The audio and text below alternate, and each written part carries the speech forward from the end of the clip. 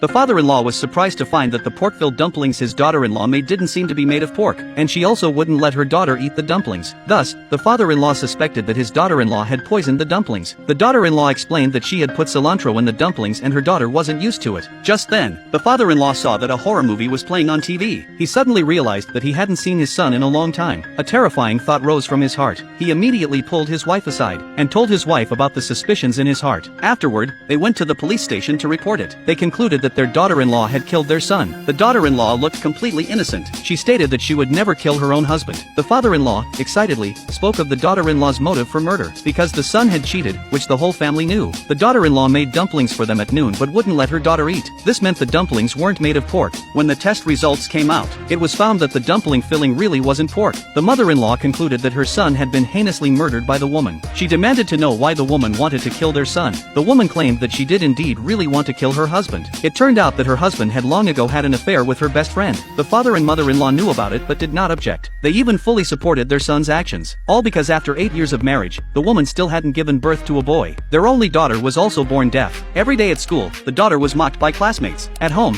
she also had to endure her grandparents' disdain. The woman's life was not easy either. Not only had her husband cheated, but after every business loss, he cursed her. She could only take her daughter's hearing aids off and endure it in silence. However, the woman still had to obediently hand her husband a towel to wipe his sweat. All because she had given all her savings to her husband to use in his business. Now, her daughter's surgery costs could only rely on her husband. She had originally planned to demand $200,000 and file for divorce, but her husband refused. He needed her to do laundry and cook for him every day and take care of his parents. He even wanted her to raise the child that his mistress was about to give birth to. The woman, recalling these experiences, felt that she would kill her scumbag husband in an instant, but she had no means. Upon hearing the woman's explanation, everyone looked immediately sympathetic. At that moment, the lab technician said that while the dumpling filling wasn't pork, but rather rat meat. The mother-in-law felt extremely disgusted after hearing this. She raised her hand to strike her daughter-in-law. Fortunately, the police intervened in time to stop her. However, the mother-in-law still insisted on suing her daughter-in-law. The female officer said that this could only be considered a family dispute. Immediately afterward, the female officer handed the woman a business card. She reminded the woman that she could call her if she needed help. After leaving the police station, the woman, as usual, asked her father-in-law and mother-in-law what they would have for dinner, but they no longer dared to let the woman cook.